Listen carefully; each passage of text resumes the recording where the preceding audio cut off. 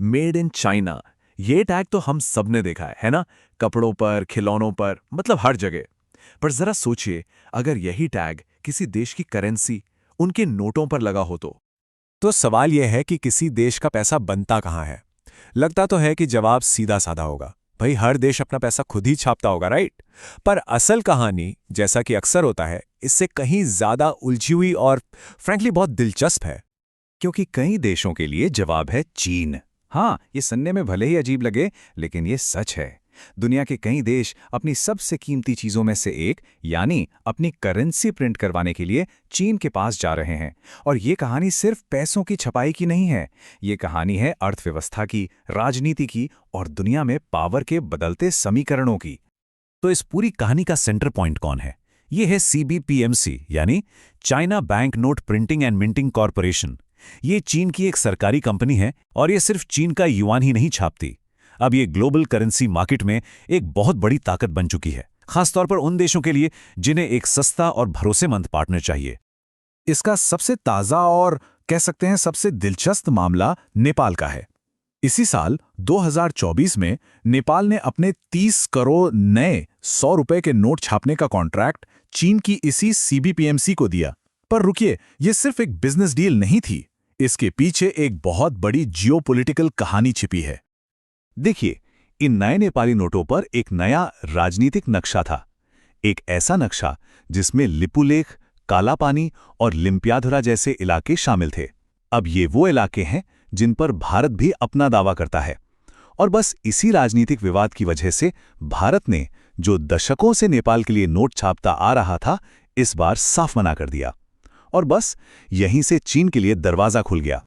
तो यहाँ पर एक बड़ा सवाल खड़ा होता है, कोई भी देश अपनी संप्रभुता का इतना बड़ा सिंबल, अपनी करेंसी छापने का काम किसी दूसरे देश को आखिर देगा ही क्यों? इसका जवाब सुरक्षा, लागत और टेक्नोलॉजी के एक बहुत ही मुश्किल बैलेंस में छिपा है। देखिए, ये एक तरह का ट्रेड ऑफ है। अगर कोई देश अपने नोट खुद छापता है तो जाहिर है राष्ट्रीय सुरक्षा पूरी तरह उसके अपने हाथ में होती है, लेकिन इसमें खर्चा बहुत ज़्यादा आता है, टेक्नोलॉजी को मेंटेन करना पड़ता है। दूसरी तरफ अगर आप आउटसोर्स करते हैं तो लागत एकदम कम हो जाती है और आपको लेटेस्ट एंटी काउंटरफीटिंग टेक्नोलॉजी भी मिल जाती है। पर इसका सबसे बड़ा रिस्क क्या है? दूसरे देश पर निर्भर हो जाना। और एक बात साफ कर दें, करेंसी को आउटसोर्स करना आज भी कोई आम बात नहीं है, बिल्कुल नहीं। दुनिया के 86% बैंकनोट आज भी देश खुद ही छापते हैं। तो इससे ये तो साफ है कि जब कोई देश ये फैसला लेता है तो ये कितना बड़ा और कितना सोचा समझा कदम होता होगा। और इसके जो खतरे हैं वो बिल्कुल असली हैं। जरा 2011 का किस्सा याद कीजिए। ब्रिटेन ने एक ब्रिटिश कंपनी को लीबिया के लिए दिनार छापने से रोक दिया था। नतीजा, गद्दाफी सरकार के पास कैश की भारी किल्लत हो गई। और सिर्फ यही नहीं, अपने नोटों के सीक्रेट सिक्योरिटी फीचर्स किसी दूसरे देश को देना, ये अपने आप में एक बहुत बड़ा रिस्क है। तो ये तो पक्का है कि ये कोई मामूली फैसला नहीं होता। तो फिर सवाल वही है, नेपाल ने इतना बड़ा रिस्क आखिर लिया क्यों? जवाब सीधा है, पैसा। चीन की सीबीपीएमसी ने जो कीमत ऑफर की वो दूसरे इंटरनेशनल प्रिंटर्स के मुकाबले आधी से भी कम थी। तो सोचिए, एक तरफ राजनीतिक मजबूरी और दूसरी तरफ इतना बड़ा आर्थिक फायदा। जब ये दोनों चीजें एक साथ मिल जाएं तो फैसला लेना काफी आसान हो जाता है। अच्छा, तो अब जरा जूम आउट करते हैं और बड़ी तस्वीर को समझने की कोशिश करते हैं।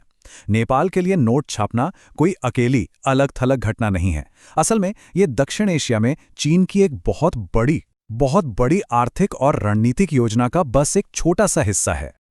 इस बड़ी तस्वीर का नाम है चीन का बेल्ट एंड रोड इनिशिएटिव।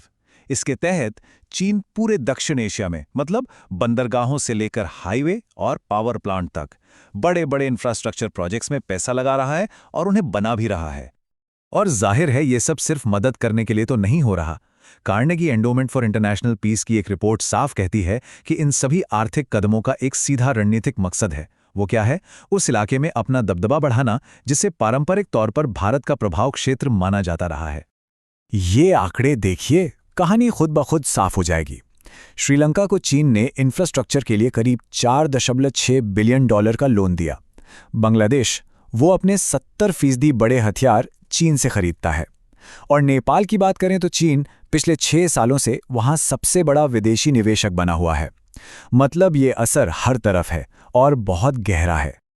अब चीन की इस रणनीति पर जो सबसे बड़ा इल्जाम लगता है वो है डेट ट्रैप डिप्लोमेसी का। मतलब ये कहा जाता है कि चीन जानबूझकर देशों को इतने कर्ज में डुबो देता है कि वो उसे चुका ही ना पाएं, और फिर चीन उनकी कीमती रणनीतिक जगहों पर कब्जा कर ले। पर क्या इस बात में वाकई कोई सच्चाई है? तो चलिए इस सवाल का सीधा सीधा जवाब ढूंढते हैं। क्या चीन सच में इन देशों को कर्ज के जाल में फंसा रहा है? हैरानी की बात है कि कार्नेगी एंडाउमेंट की वही रिपोर्ट इसका जवाब देती है। बांग्लादेश, मालदीव, नेपाल और श्रीलंका पर एक गहरी स्टडी के बाद रिपोर्ट का निष्कर्ष है, और मैं कोट कर रहा हूं, इन 4 देशों में कोई कर्ज का जाल नहीं है। रिपोर्ट आगे ये भी बताती है कि श्रीलंका, जिसका उदाहरण सबसे ज्यादा दिया जाता है, उसकी असली समस्या चीन का कर्ज नहीं बल्कि उसका अपना ओवरऑल डेट मैनेजमेंट है। असल में श्रीलंका के कुल विदेशी कर्ज का सिर्फ एक छोटा सा हिस्सा ही चीन का है। तो मतलब साफ है, ये मामला जितना सीधा दिखता है उतना है नहीं। और यहीं पर एक बहुत जरूरी कॉन्सेप्ट सामने आता है, नेशनल एजेंसी। इसका सीधा सा मतलब ये है कि ये देश कोई बेचारे या मजबूर नहीं है। वो अपने फायदे नुकसान को देखकर खुद फैसले ले रहे हैं, चाहे वो फैसला सस्ता इंफ्रास्ट्रक्चर हासिल करने का हो या फिर अपने बड़े पड़ोसी भारत के प्रभाव को बैलेंस करने का। तो चलिए घूम फिर कर वापस उसी एक बैंक नोट पर आते हैं जहां से हमने ये पूरी बात शुरू की थी, क्योंकि कागज का वो छोटा सा टुकड़ा इस पूरी बड़ी कहानी का एक जबरदस्त सिंबल है। देखिए कि ये पूरी चेन कैसे बनी। पहला, नेपाल को अपने नए नक्शे वाले नोट चाहिए थे। दूसरा, राजनीतिक विवाद के चलते उसके पारंपरिक पार्टनर भारत ने मना कर दिया। तीसरा, चीन ने बेहद कम कीमत पर यह काम करने का ऑफर दिया। और चौथा, इस एक डील से 2 देशों के बीच एक नई आर्थिक और राजनीतिक साझेदारी और भी मजबूत हो गई। तो आखिर में वो नेपाली 100 रुपए का नोट सिर्फ पैसा नहीं है, वो इस बात का प्रतीक है कि 21वीं सदी में ग्लोबल पावर कैसे काम करती है, आर्थिक समझदारी और रणनीतिक मौकों के दम पर। अब पावर सिर्फ सेनाओं और संधियों से नहीं आती, पावर आती है इंफ्रास्ट्रक्चर प्रोजेक्ट से, आर्थिक मदद से, और हां, इस बात से भी कि किसी देश का पैसा कौन छाप रहा है। तो ये पूरी कहानी हमें एक बड़े सवाल के साथ छोड़ जाती है। जब पैसा खुद किसी पर असर डालने का एक जरिया बन जाए, तो फिर उसकी असली कीमत क्या रह जाती है?